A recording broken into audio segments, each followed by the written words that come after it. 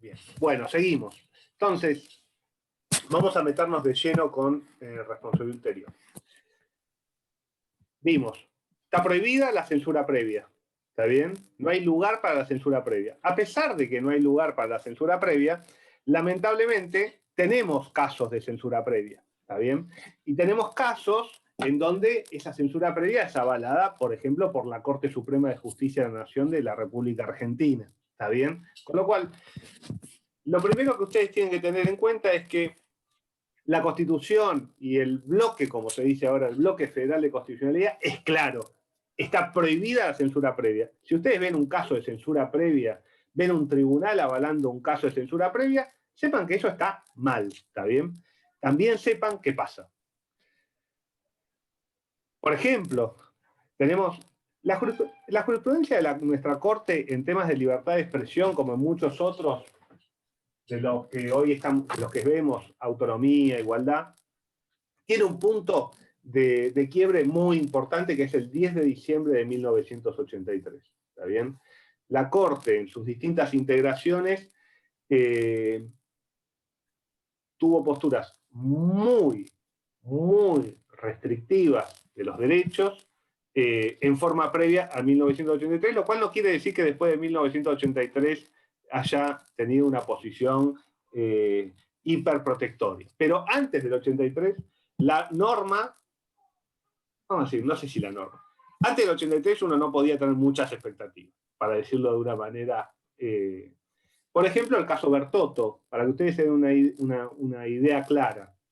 Claro, eran cortes que a su vez avalaban golpes militares, ¿está bien? No por nada Bertotto pasa en 1933, si mal no recuerdo, en una corte que había avalado el primer golpe militar con la acordada del año 30, que este año creo que no lo vimos, están los videos del cuatrimestre pasado, el tema de gobiernos de facto. En el caso Bertotto, el jefe de policía de la ciudad de Buenos Aires había determinado prohibir la circulación de un diario titulado Democracia. ¿Está bien? El diario se llamaba Democracia. Y entonces el jefe de policía decidió que tenía ideas subversivas. La Corte, en un fallo lamentable, que es Bertotto, avaló lo hecho por la policía con una idea que no está en el fallo Bertotto, ¿está bien? O sea, no está explicitada del todo, pero se puede encontrar sus raíces en lo que también era la jurisprudencia de la Corte Suprema de los Estados Unidos de América, ¿está bien? Por ese entonces, que era la doctrina de la mala tendencia. Yo lo que las y los invito siempre cuando estemos o estén analizando un tema, sobre todo un tema, por ejemplo, jurídico o político, que no se detengan simplemente en las personas, sino en si es mala o buena persona, ¿está bien? Sino también en las ideas que hay detrás, porque las ideas siempre siguen circulando. Y el principal debate es entre ideas, no entre personas. ¿Está bien? Con lo cual, la idea que había detrás de esa jurisprudencia restrictiva de la Corte, además de una idea sumamente conservadora y despreciativa de la democracia elitista, ¿está bien? Tenía su correlato en lo que es libertad de expresión en una doctrina que la Corte Suprema de los Estados Unidos de América tuvo hasta la década del 60, que es la doctrina de la mala tendencia, que tiene muchos puntos de contacto con lo que vimos de la teoría perfeccionista en autonomía. ¿Qué implica la doctrina de la mala tendencia, cuyos dos fallos, si quieren, así estelares de la jurisprudencia norteamericana son Schrenk y Abrams, ¿está bien? De la década del 10. Abrams es de 1919, si mal no recuerdo, y Schrenk creo que es del 17 o del 18. No, la verdad que ahora se me hizo una laguna, no sé, por ahí lo tengo.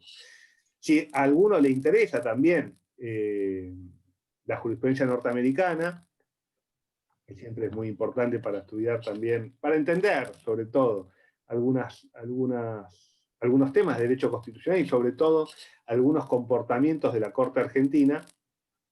Hay un libro editado por unos españoles que se llama Las sentencias básicas de la Suprema Corte de los Estados Unidos, que tiene 52 sentencias traducidas y explicadas, que les puede ser de interés, en donde, por ejemplo, está Schwenk y Abrams.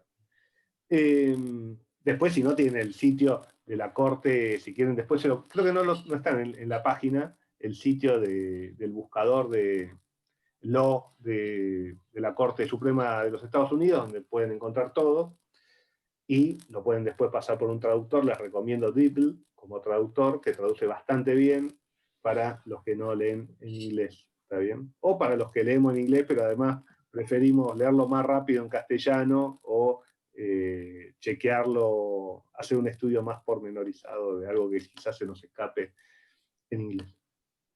¿Qué es la doctrina de la mala tendencia?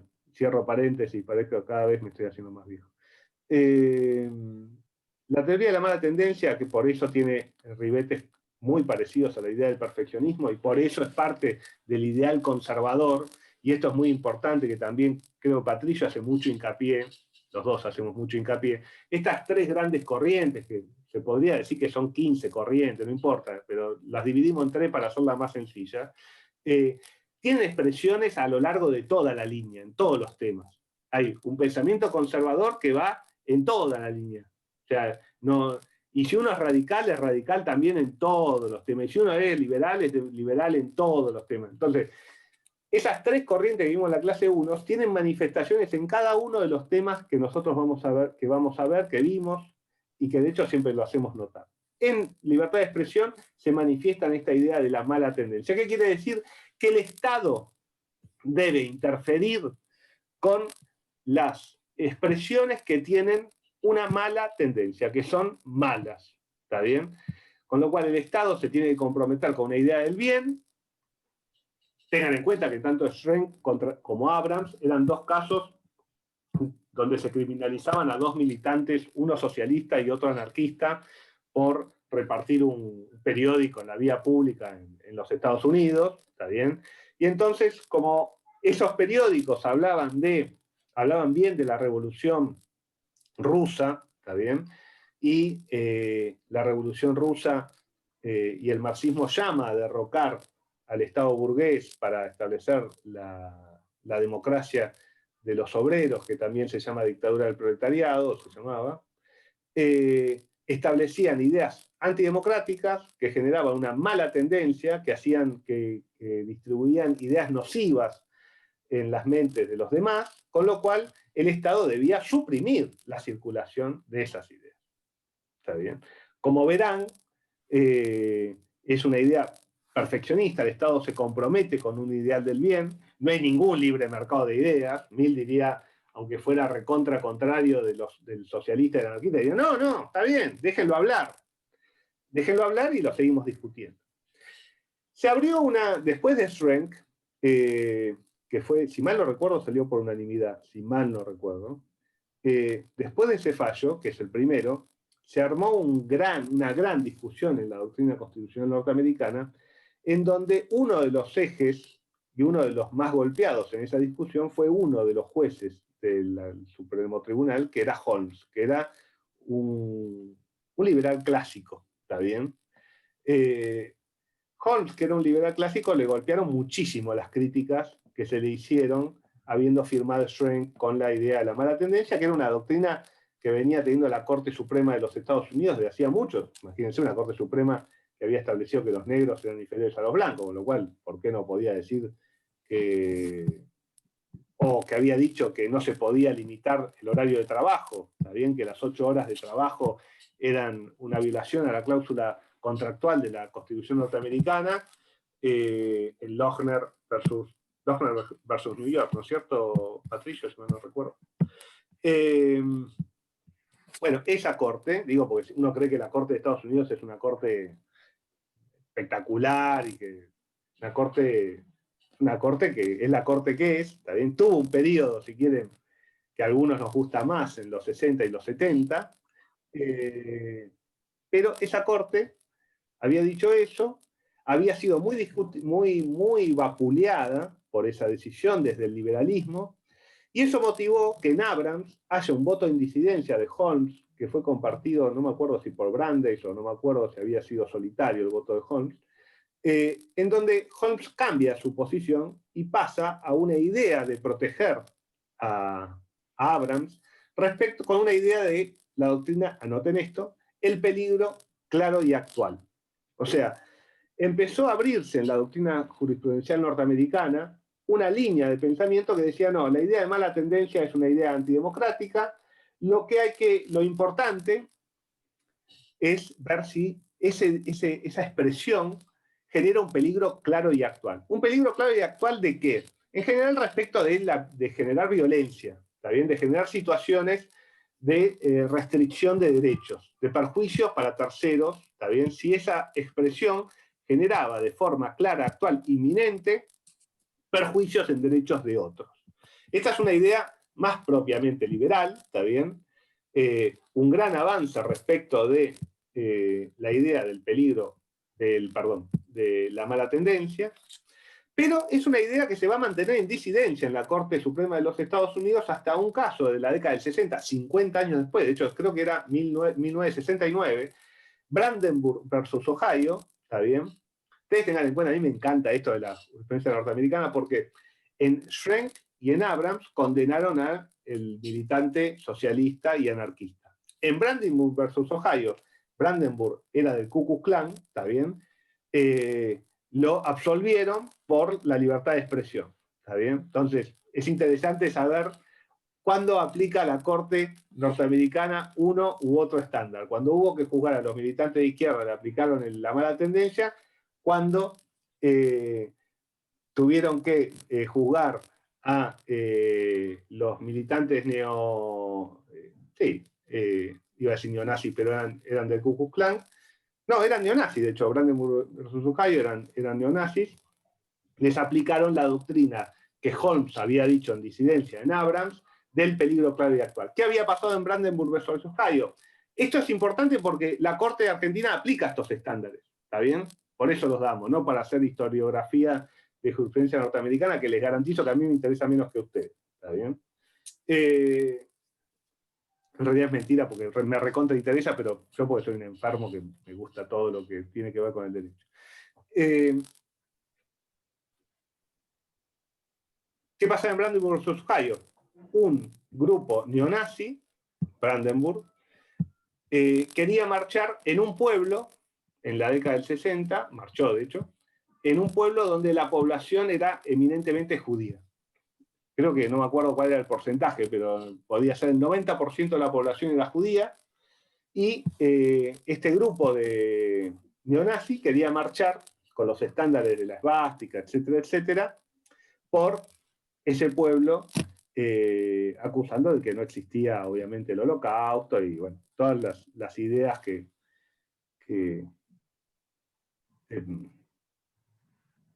no puedo hablar inteligentemente de las ideas neonazis, todas las cosas que dicen los nazis.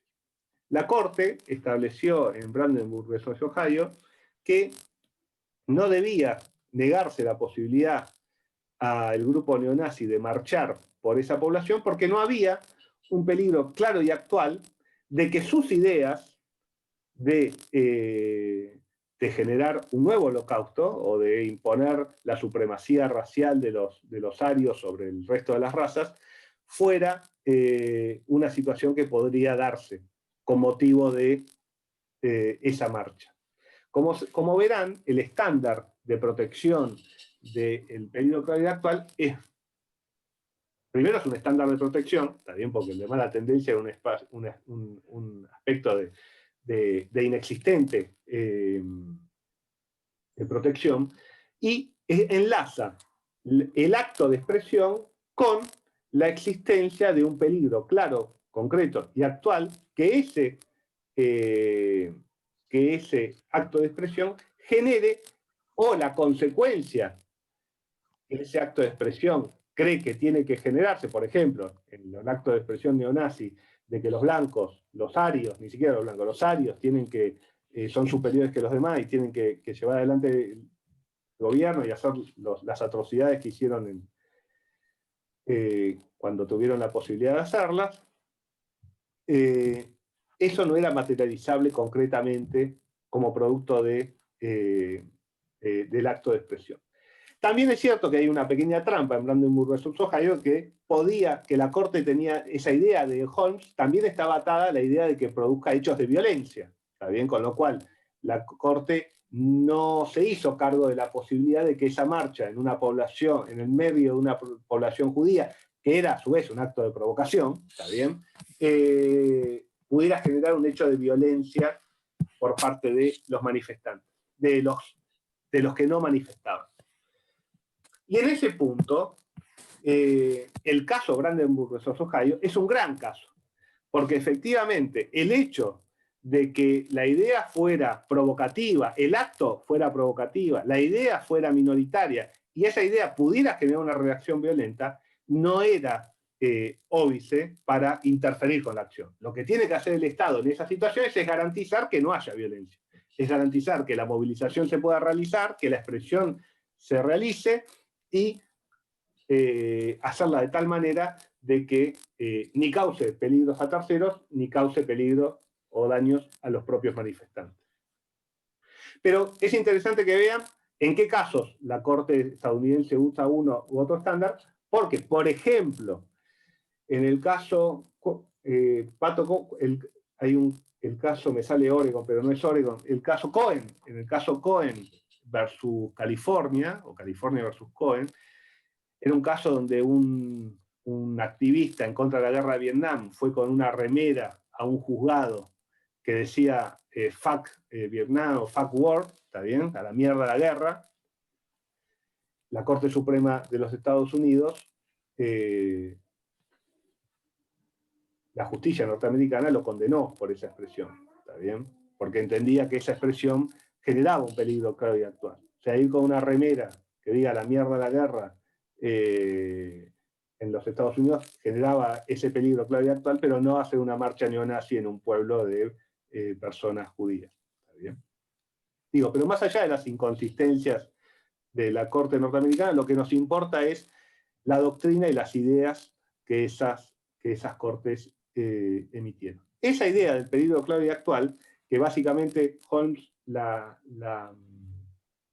creo que fue Holmes y no Brandeis, la ejemplificó con este ejemplo. Dijo que es el de gritar fuego en un teatro lleno, que tiene algunos paralelismos con las fake news de ahora.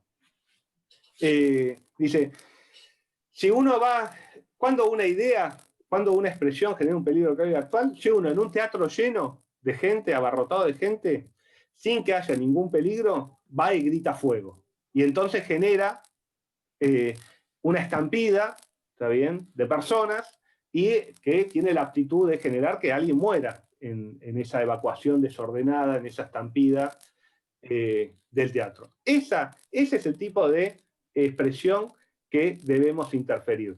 Decían, si hay tiempo, si no genera un efecto inmediato y hay tiempo para contestarle, si hay tiempo para debatir esa idea no debe ser interferida. Ese es el estándar de el peligro claro y actual. ¿Alguna pregunta hasta acá?